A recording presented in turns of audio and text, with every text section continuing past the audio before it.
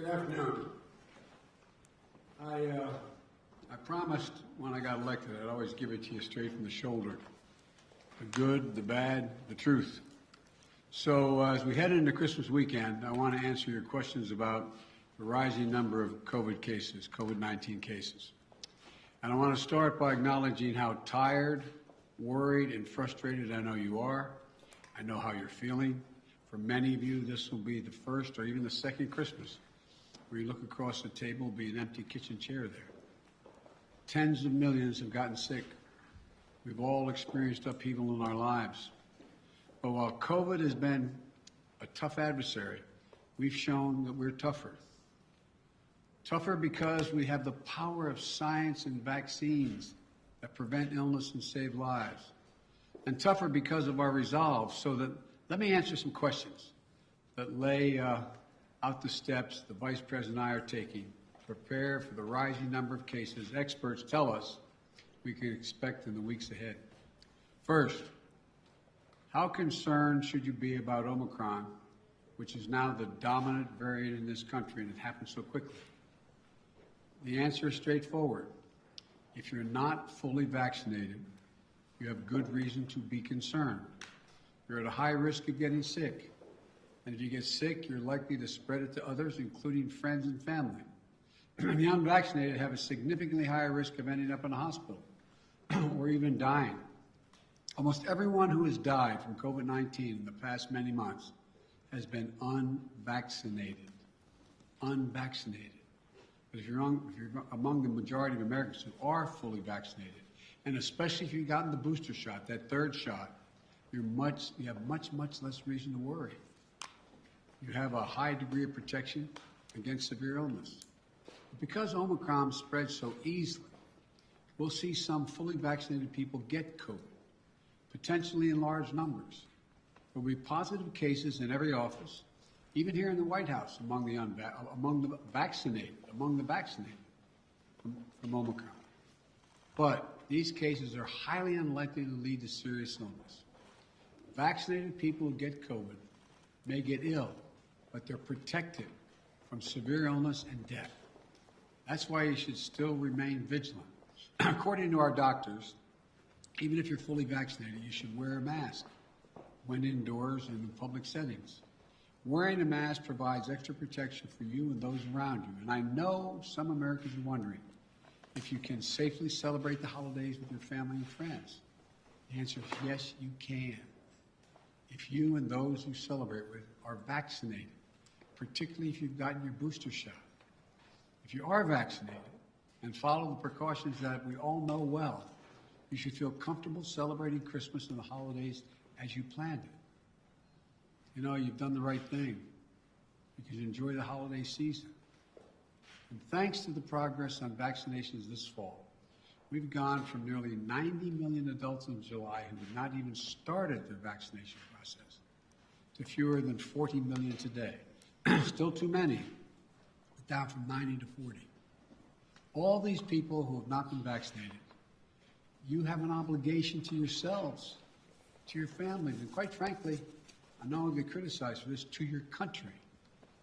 Get vaccinated now. It's free. It's convenient. I promise you, it saves lives. And I honest to God believe it's your patriotic duty. Another question folks are asking is, what can you do to make yourself and your family feel safer and be safer? The answer is simple. Get your booster shot. Wear a mask. Our doctors have made it clear. Booster shots provide the strongest of protections. Unfortunately, we still have tens of millions of people who are eligible for the booster shot but have not yet gotten it. They've gotten the first two shots, but have not gotten the booster. Folks, the booster shots are free and widely available. Over 60 million Americans, including 62% of eligible seniors, our most vulnerable group, have gotten their booster shots. I got my booster shot as soon as they were available. And just the other day, former President Trump announced he had gotten his booster shot. Maybe one of the few things he and I agree on. People with booster shots are highly protected. Join them. Join us. It's been 6 months or more since my second shot. If it's been 6 months or more for your second shot when I got my booster, you can get yours today. It's been 6 months or more since your second shot. Another question that folks are asking is, are we going back to March 2020? Not this last March 2021, but March 2020 when the pandemic first hit. That's what I keep getting asked. The answer is absolutely no. No. There are three big differences between then and now. Number one, first one, more than 200 million Americans have been fully vaccinated. In March 2020, no one was fully vaccinated. What that means is today, a case of COVID-19 for fully vaccinated and boosted person will most likely mean no symptoms or mild ones similar to the common respiratory viruses. Over 200 million Americans should have the peace of mind that they did not have in March of 2020. They're protected from hospitalization, and they're protected from death. Second point, we're prepared today for what's coming. In March of 2020, we were not ready. Today, we stockpiled enough gowns, masks, and ventilators to deal with the surge of hospitalizations among the unvaccinated. Today, we're ready. And as I'll explain in a few minutes, we're going to be reinforcing our hospitals, helping them. Number three, we know a lot more today than we did back in March of 2020. For example, last year, we thought the only way to keep your children safe was to close our schools. Today, we know more and we have more resources to keep those schools open. You can get 5 to 11-year-olds vaccinated, a tool we didn't have until last month. Today, we don't have to shut down schools because of a case of COVID-19. Now, if a student tests positive, other students can take the test and stay in the classroom if they're not infected, rather than closing the whole school or having to quarantine. We can keep our K through 12 schools open. That's exactly what we should be doing. So, folks, let me summarize. We should all be concerned about Omicron, but not panicked. If you're fully vaccinated, and especially if you got your booster shot, you are highly protected. And if you're unvaccinated, you're at a higher risk of getting severely ill from COVID-19, getting hospitalized, and even dying. So the best thing to do is get fully vaccinated and get your booster shot. And no, this is not March of 2020. 200 million people are fully vaccinated. We're prepared. We know more. We just have to stay focused. So that's where we stand. Now let me tell you about the additional steps I'm ordering today to take on what is coming. I know you've heard a lot of this in the news already this morning. 3 weeks ago, I laid out a COVID-19 action plan for this winter that prepared us for this moment. Today, we're making the plan even stronger. First, we're setting up our vaccination and booster efforts. We're stepping it up significantly. In the past 2 weeks, we've seen the highest vaccination rates since last spring. And we aren't as vaccinated as a country as we should be, though. That's why we have added 10,000 new vaccination sites on top of the 80,000 sites that we already had in place. And even more will open in January. I know there's some parts of this country where people are very eager to get their booster, where it's harder to get an appointment, So starting this week, I'll be deploying hundreds more vaccinators and more sites to help get the booster shots in people's arms. I've ordered FEMA, the Federal Emergency Management Agency, to stand up new pop-up vaccination clinics all across the country where you can get that booster shot. We've opened, we've opened FEMA vaccination sites in Washington State and New Mexico recently as cases have increased. And today, I'm directing FEMA to stand up new sites in areas where there is a high demand. These steps are going to help us add more and more booster appointments and just over the next few weeks. I also want to say a word to parents. If your children are not vaccinated, please get them vaccinated. If you're a parent, understandably, who waited to see how the first shots went with other kids, before getting your own kid vaccinated, you can stop waiting. 6 million children in our country, ages 5 to 11, are vaccinated. Get your children protected today, now. For those parents out there who have a child that's too young to be vaccinated, that is under the age of 5, I know this can still be a scary time. But one thing you can and must do while we await vaccines for children under 5, get yourself fully vaccinated and boosted, as well as those around you, your children, your caregivers, your siblings. It's critical to mask up in public indoor places. We know that our youngest children have only rarely been impacted by serious COVID-19 cases, but they can be further protected if they're surrounded by vaccinated people. And again, to folks who are not vaccinated, you might think you're putting only yourself at risk, but it's your choice. Your choice is not just a choice about you. It affects other people. You're putting other people at risk.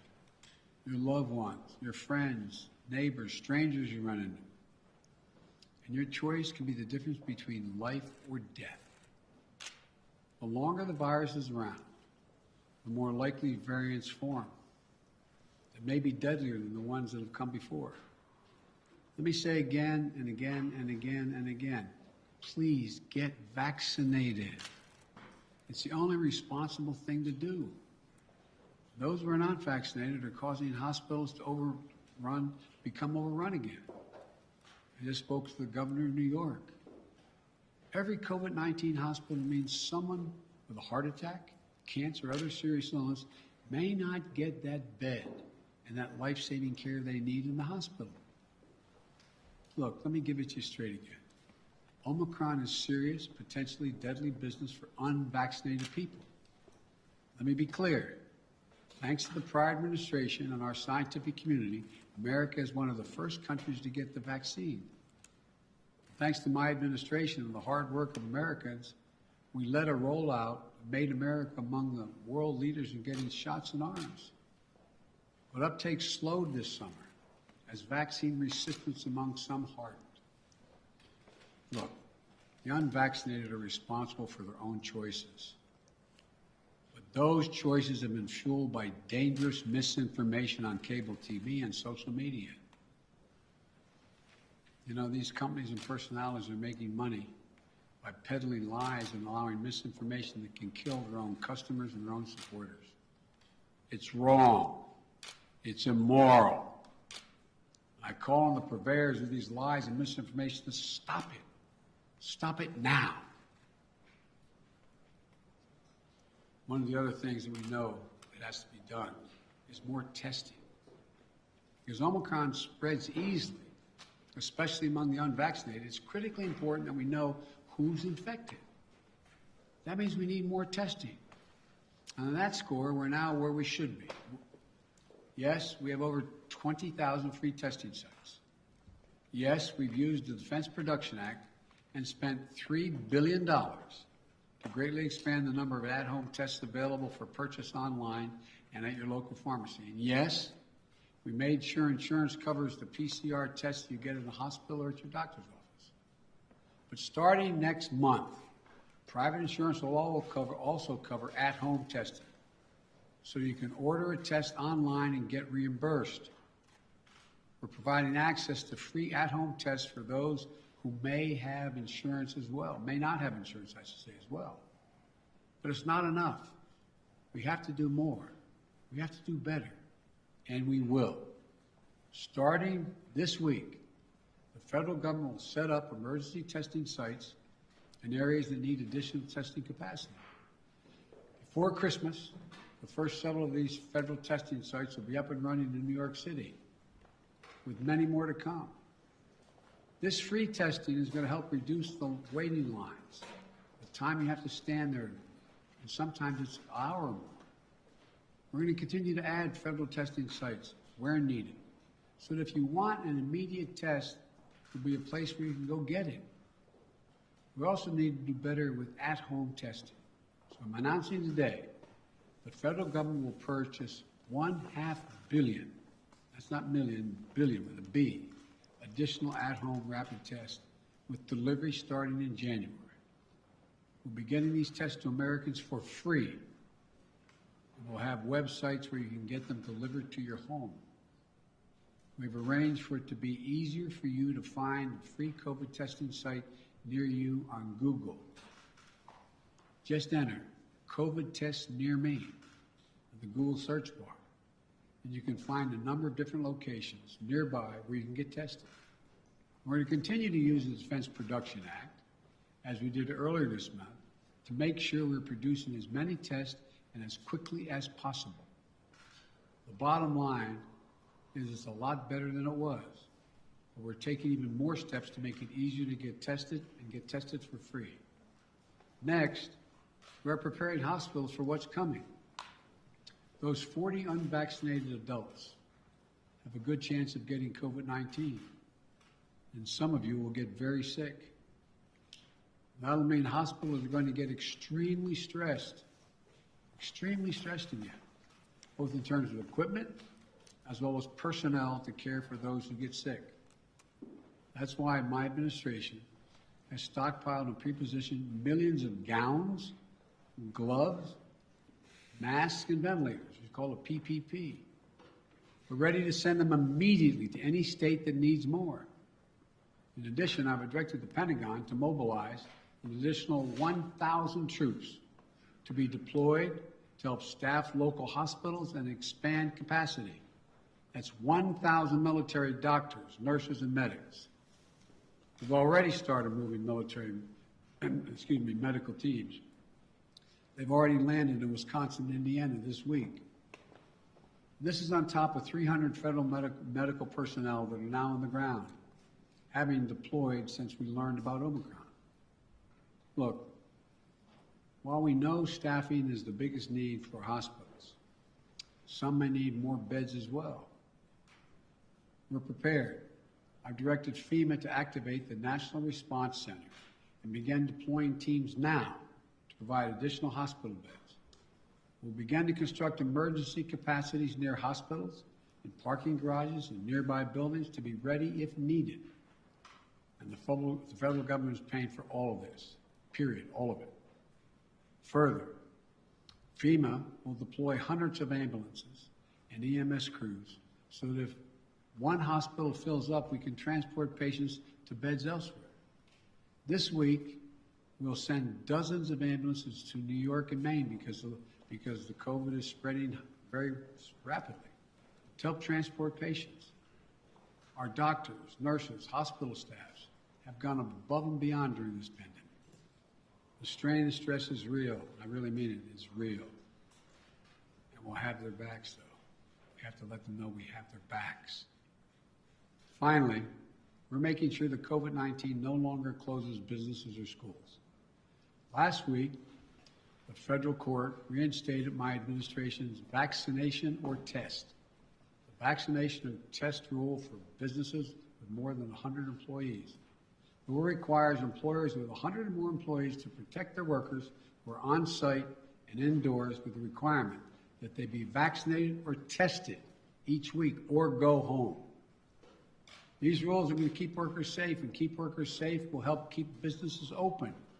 When people are vaccinated or tested, they are much less likely to get sick and less likely to spread it to others. Customers are more likely to come in and shop because they know it's a safe environment. I know vaccination requirements are unpopular for many. They're not even popular for those who are anxious to get them. My administration has put them in place not to control your life, but to save your life and the lives of others. Where 400,000 Americans died from COVID this calendar year, and almost all were unvaccinated. Almost all were preventable. The rule is legal and effective. It's going to save thousands of American lives. We must also keep our K-12 schools open. Look, the science is clear and overwhelming. We know how to keep our kids safe from COVID-19 in school. K through 12 schools should be open, and that safety is increased if schools require all adults who work in the schools to get vaccinated and take the safety measure that the CDC is recommending, including masking. I got Congress to pass billions of dollars in school improvements, ventilation and social distancing. Schools should be safer than ever from COVID-19. And just Friday, the CDC issued a test-to-stay guidelines. So schools can stay open and kids can stay in class even if a classmate tests positive. COVID-19 is scary, but the science is clear. Children are safe as safe in school as they are any place, assuming the appropriate precautions have been taken and they've already been funded. Let me close with this. I know you're tired. I really mean this, and I know you're frustrated. We all want this to be over, but we're still in it. And this is a critical moment. But also have more tools than we ever had before. We're ready. We'll get through this. As we head into the holidays, I want us to all keep the faith. I want to sincerely thank you for your perseverance, your courage, your countless acts of kindness, love, and sacrifice during these last 2 years. Throughout our history, we've been tested as a people and as a nation through war and turmoil.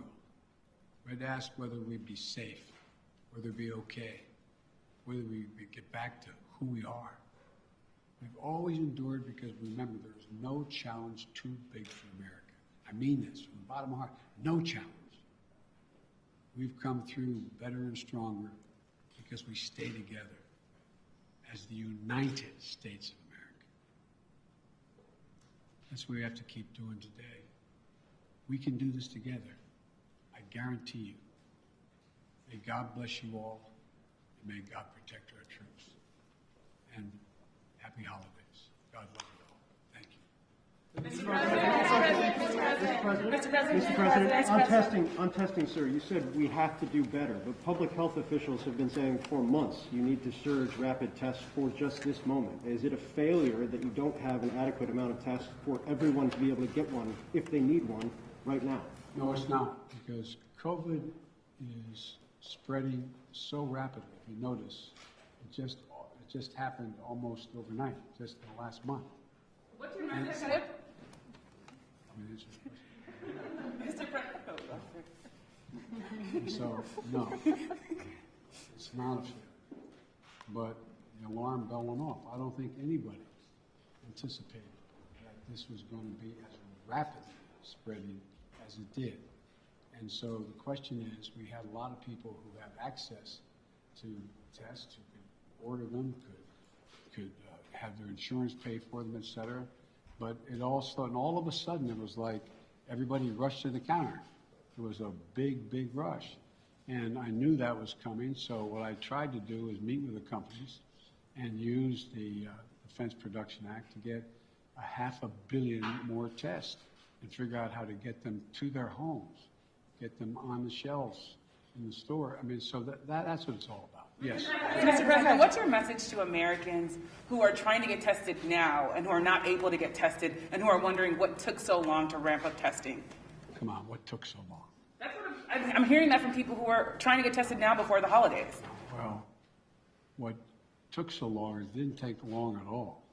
What happened was the Omicron virus spread even more rapidly than anybody thought. If I had told you 4 weeks ago that this would spread by a day-to-day basis, it would spread by 50, 100%, 200%, 500%.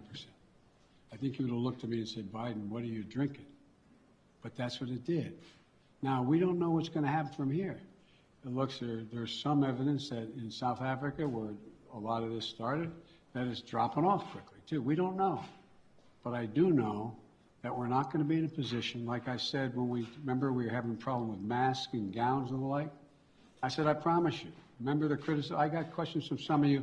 Why are you still paying for all these masks and gowns? Why are you stockpiling this?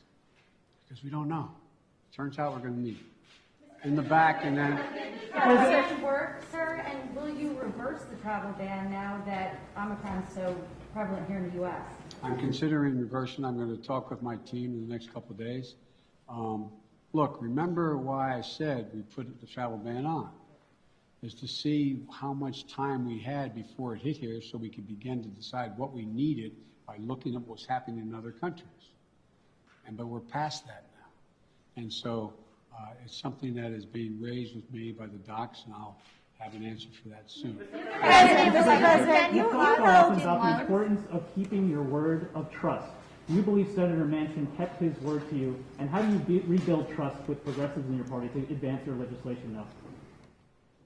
You know, I told you before, you've heard me say this before, some people think maybe I'm not Irish because I don't hold a grudge. Look, I want to get things done. I still think there's a possibility of getting Build Back Better done. What I don't want to do is get into, and Joe went on TV today, and I don't know whether it's TV or not, I'm told he was speaking to the Liberal caucus in the House and said, Joe Biden didn't mislead you, I misled him. And so look, I'm not looking for, let me say something. You saw what happened yesterday. All the talk about how my Build Back Better plan was going to increase inflation, going to cause these debts and all the like. What happened? Goldman Sachs and others said, if we don't pass Build Back Better, we're in trouble because it's going to grow the economy. Without it, we're not going to grow. And what happened? Stock prices went way down. It took a real dip. If you take a look, everybody thinks because I quoted 17 Nobel laureates saying this is going to help inflation. Think about it in terms of you're a hard-working person and you're making 60 grand if you're alone, or your mom or just on her own, or if you're making 80 grand, mom and dad 90 grand like a lot of people do, and you're worried about inflation, you should be worried about it because it's a devastating thing for people who are working class and middle class folks. It really hurts. Where is most of the cost now? The cost is finding in gasoline, even though I was able to bring it down 12 cents a gallon, will come down more, I believe. We talked about what the cost in food prices going up, et cetera. But look what's in Build Back Better. Child care. You can reduce it by up to 70%. That'll be the difference between 20 million women who aren't back in the workforce being able to go back if you pass it. We're talking about health care, insulin. In a situation, we got 200,000 kids with type 1 diabetes. You know what it's costing? It cost somewhere between 10 cents and $10 to come up with a formula, okay, a while ago, right? You know what it's costing on average? $560, $640 a month, up to $1,000 a month. What do you do if you're a mom and a dad working with minimum wage, busting your neck? You look at your kid, and you know if you don't get that vaccine for him, if you don't get that drug for him, if you don't get be able to take that, what happens? Otherwise, you go in a coma, maybe die. Not only do you put the kid's life at stake, you strip away all the dignity of a parent looking at their child. I'm not joking about this. Imagine being a parent, looking at a child, and you can't afford. You have no house to borrow against. You have no savings. It's wrong. But all the things in that bill are going to reduce prices and cost for middle class and working class people. It's going to reduce their costs. What's inflation? Having to pay more than the money you have because things have gone up. Well, bring down all those costs across the board from child care to a child care tax credit. But I'm not supposed to be having this press conference.